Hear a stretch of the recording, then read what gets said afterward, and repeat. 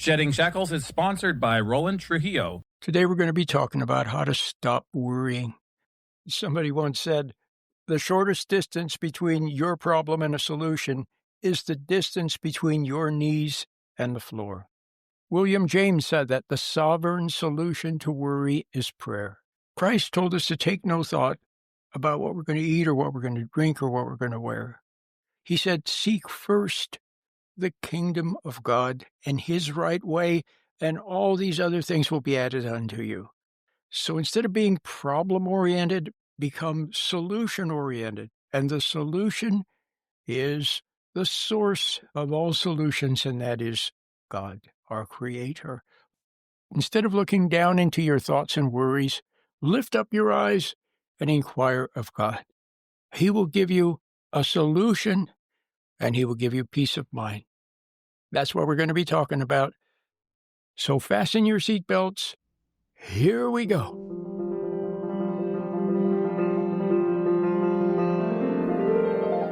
Welcome to Shedding Shackles. Today's topic is What's Blocking You?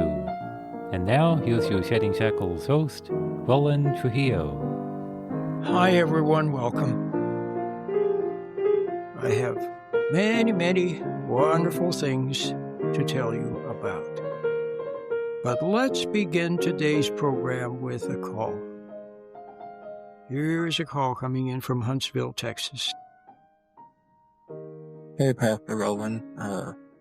My name is Nate from Huntsville, Texas, and my question is, how can I raise my problems to God and not have to worry so much? Thank you. Thanks, Nate. That's a very good question. Why is it that we worry? It's because we don't have faith.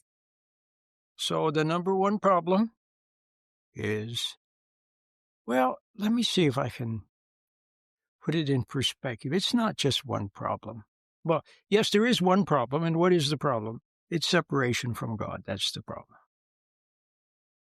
But it's not your fault. You were born that way. You were born into a family and into a city, into a country, into a world, by and large, separated from God. And the proof that we're separated from God is all around you. Just go out the door and look at people. Put on the television. Look at the news. Look at the headlines. Look into every family and see arguing and enmity and strife and yelling and hurt feelings and bitterness and resentment and anger. So what does that tell you? We got to be separated from God. But fortunately, we can see that we are. God gives us something called awareness or consciousness. See, the animal sees, and that's all. The animal has eyes and it sees. It has ears and it hears. But the human can see and also perceive. The human can hear and also understand. And it's that quality of understanding that is a healing balm for every issue and every problem. And where does that understanding comes from? It comes from God.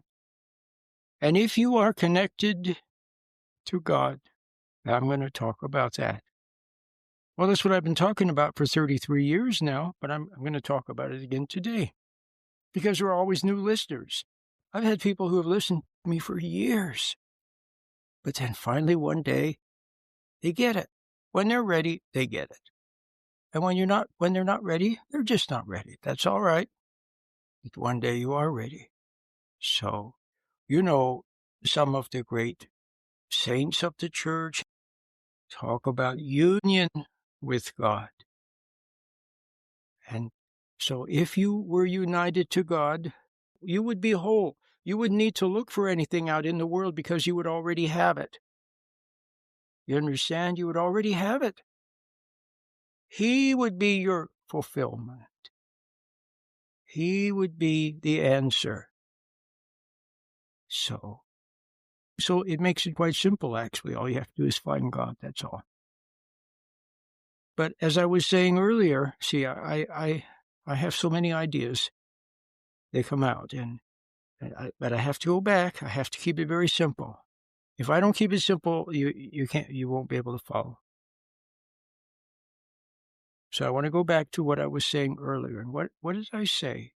I said that we are separate from God, and all you have to do is refine Him. And then everything will be okay. And then the next question is, well, what is it that interferes with finding Him? You figured that would be the easiest thing in the world. Oh, what I had been saying earlier is that a deer can see with its eyes, but it cannot perceive. A deer can hear with its ears, but it can't understand. But humans can see and perceive. They can hear and understand. And you can see that you're seeing. See, the deer only sees, but you can know that you're hearing. You can hear something and know that it's not true. You can hear something and sort of deep down in your heart, you know that it's true. You can have a thought and immediately you know it's not a good thought. Maybe you don't know where the thought came from. That's another question, but you know that it's not good.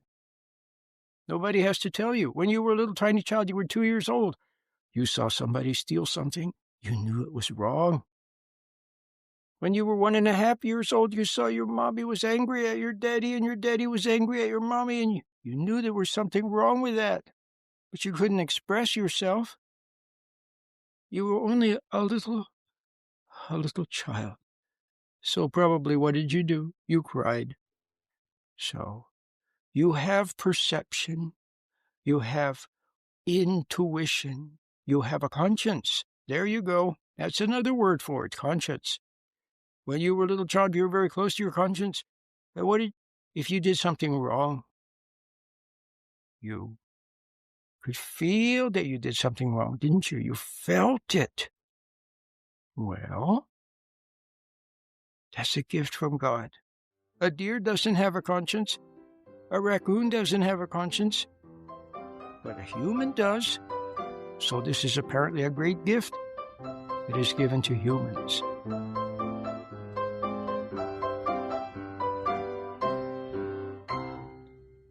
Hi, my name is Andrew.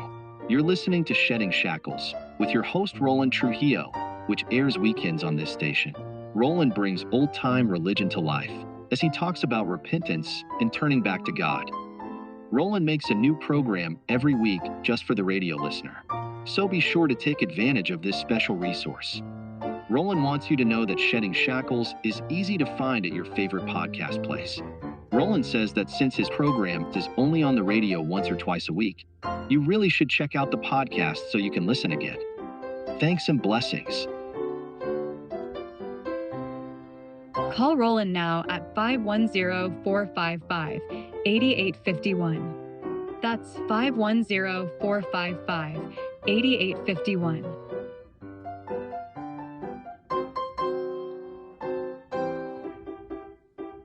All right. So you can see, well, here's another thing. You can be taught that 1 + 1 = 2. And then you can say it. 1 + 1 = 2, just like a parrot. A parrot can also be taught to say 1 + 1 = 2. But a parrot will never understand the principle. But a human can, the little child. It memorizes 1 + 1 = 2, but it can also see it. When the child sees the principle, the child gets it. Then later on, you can say, what's 1,000 or 1 + 1? And the child can say 1,002. Because the child understands the principle. You understand? You get it? All right. See, and when I say, do you get it? And you quietly say yes. Well, why do you get it? It's because you have this gift from God. An animal can't get it. You tell a joke, and a person can get it. Then they laugh. I get it. Oh, my God, it's so funny. You tell a joke to a dog doesn't get it. Tell a joke to a blue jay, it doesn't get it. Tell it to a human, it gets it. So, humans have that. So that's a great gift. A great, great gift. So that proves that God has already given you a gift. He's given you a gift already. He's given you the gift of intuition, of conscience. But what happened? Well, you came under bad influences. Yeah, you did.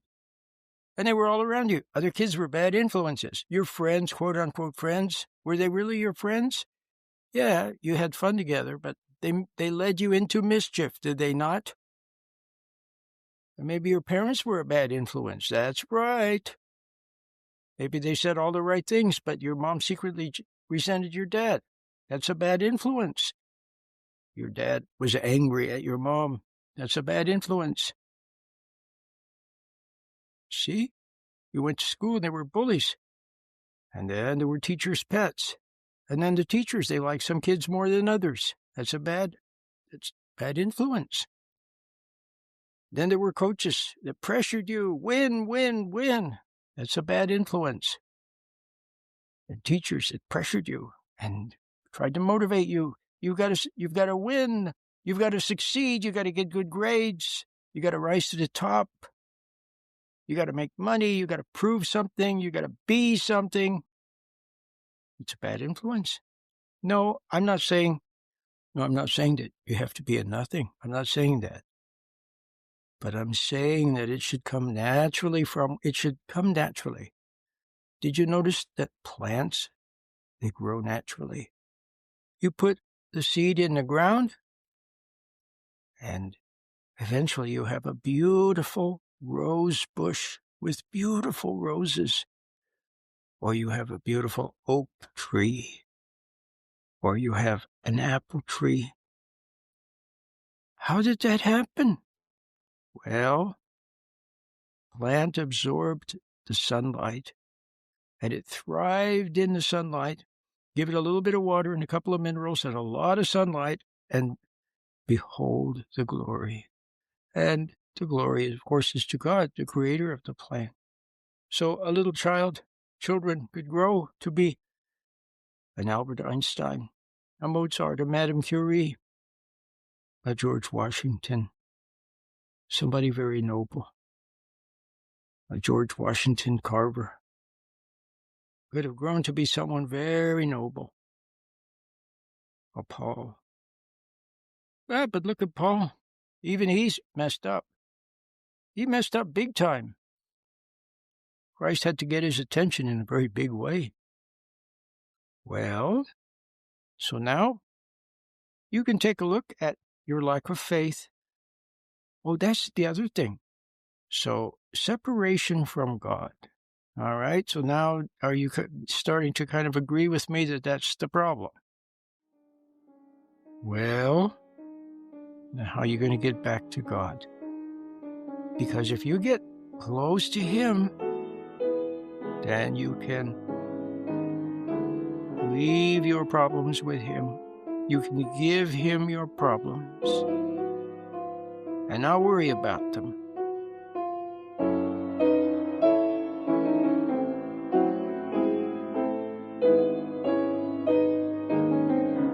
This is Jeremiah Trujillo, the producer of Shedding Shackles. I'm also a pianist and play the music that you hear on Shedding Shackles, such as the Rhapsody in Blue by the American composer George Gershwin. Thanks for listening.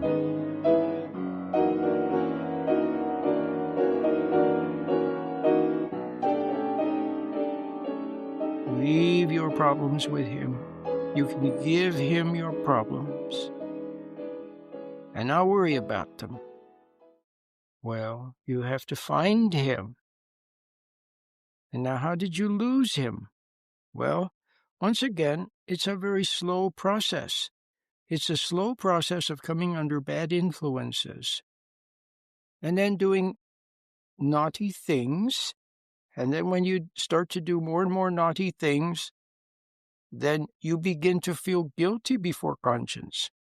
Now your conscience makes you feel bad. When you were a little tiny child, it only made you feel bad once in a long time. Maybe you hated your mom. You got really angry at your mommy. I hate you. And then you felt your conscience, and you knew in your heart that it was wrong to to say that to your mommy, to hate your mommy.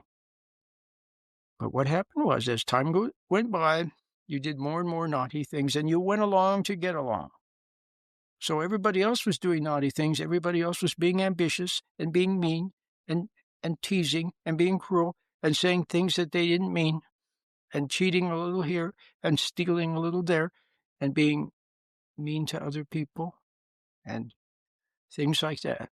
And you went along with it, and your conscience tried to make you know that it shouldn't go along with those things, but you did. And pretty soon you didn't like your conscience anymore because it made you feel bad. But when your conscience made you feel bad, you didn't want to be in touch with your conscience anymore because it made you feel bad. It was a spoil sport. So you pushed your conscience aside. Pushed it aside. And how did you do that? By doing more naughty things. And by endlessly distracting yourself. Texting, working, listening to music, smoking marijuana, pleasure, entertainment, distractions, problems, and pretty soon you could use problems to escape from conscience. So everything helped you to escape. Even your problems helped you to escape from conscience. And for a while you felt okay because your conscience wasn't there. But it kept coming back, kept knocking on the door. And then you tried to outdo your conscience. You tried to get over on your conscience by trying to make yourself good. See, it's just another trick. Another bit of ambition. Instead of letting go and letting God, instead of quietly coming back in your heart to your Creator and saying, Lord, I'm messing up. No, you tried to make yourself good. And you tried really hard. You studied hard. You tried to be a success. You tried to volunteer. And you give money to the poor. And you tried all these things to make yourself good. But all you were doing was building a house on shifting sand. All you were doing was trying to build something without God. And then what did you feel? Anxiety, emptiness. So, what is that? It's more proof that you're separated from God. So you got to find your Creator and leave your problems with Him. You have to connect with heaven. The Shedding Shackles Minute. I'm Jeremiah Trujillo. You may, in your lifetime, have known someone who was otherworldly. It was like they were from a different dimension, had a peace, solidity, and calmness. It was a way of being. Often they're an older person. You can find it too by searching, by yearning with all your heart. Now you see that the wrong people have gotten into power, and you must look for something higher to trust. And you know, of course, that is God.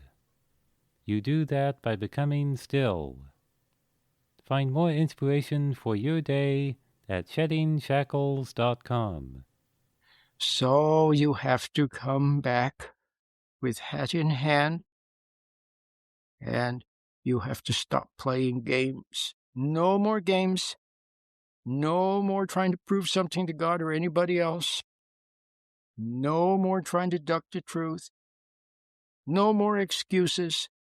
No more rationale. No more blame.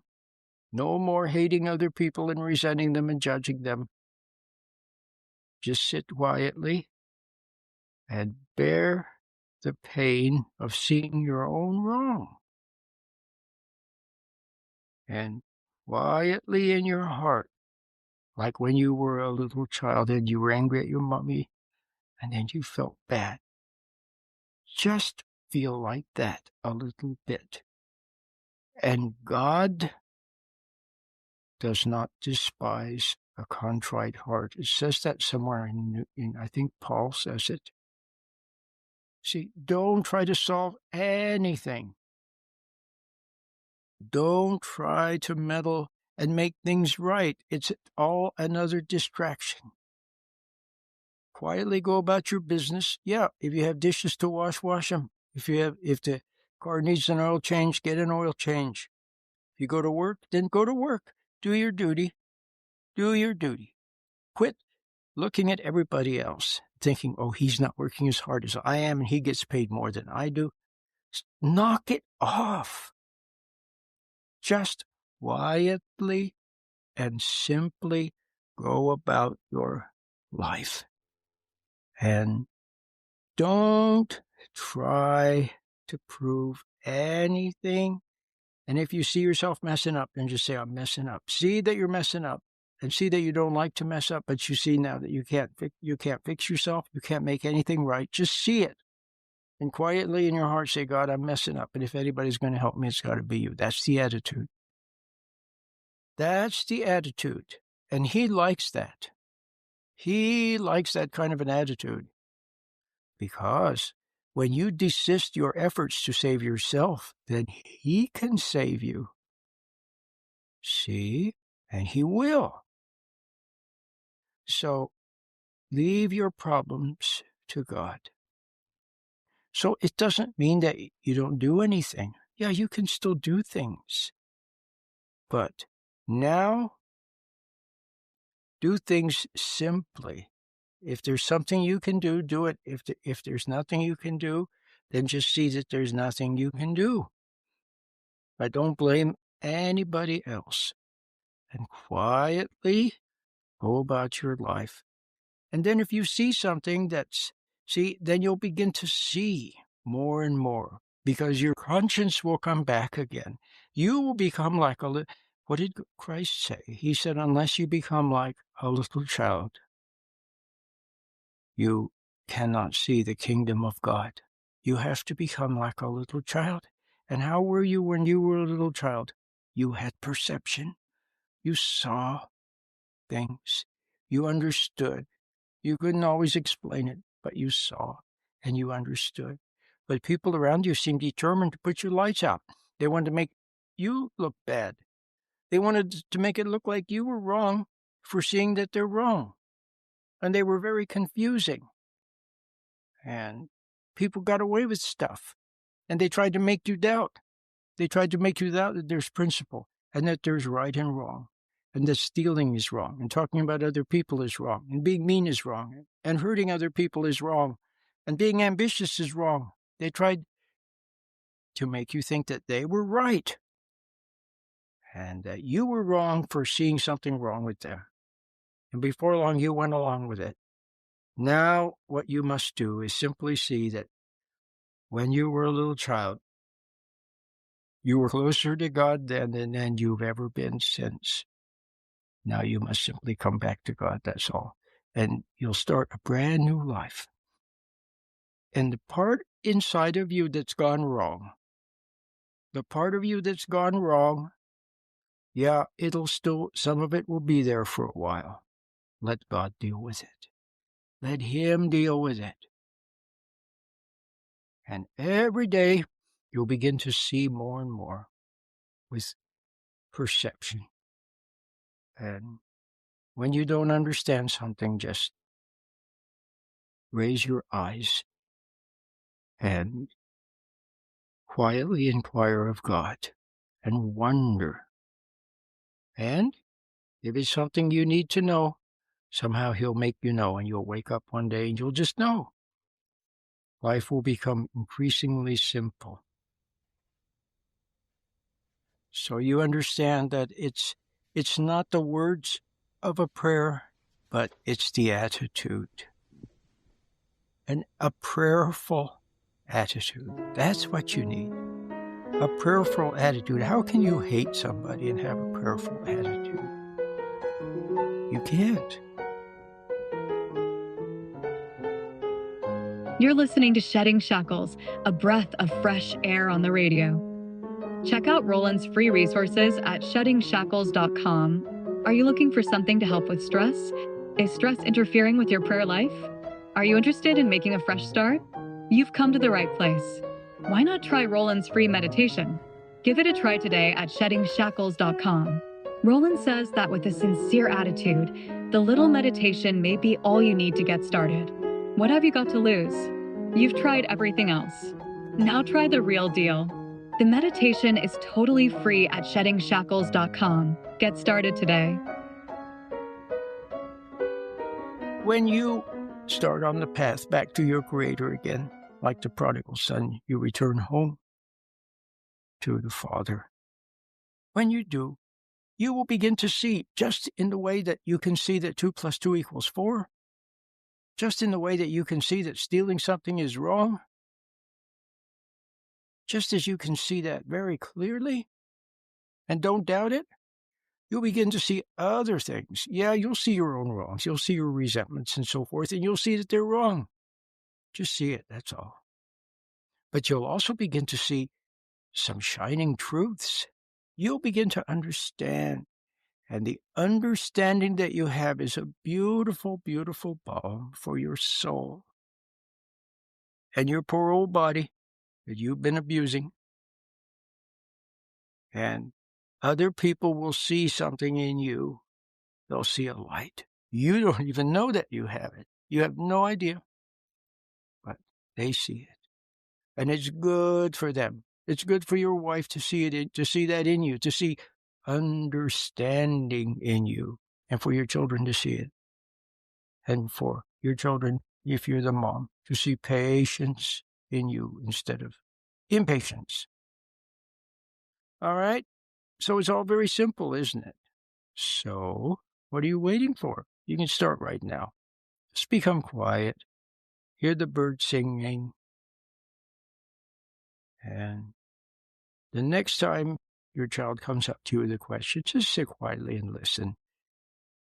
And when you see impatience rising, and you'll see it, just see it. And see that it's wrong.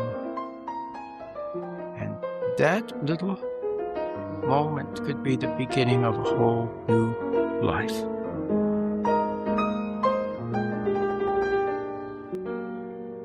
Until next time, Lord willing, and the creek don't rise. I'll see you then. Bye-bye.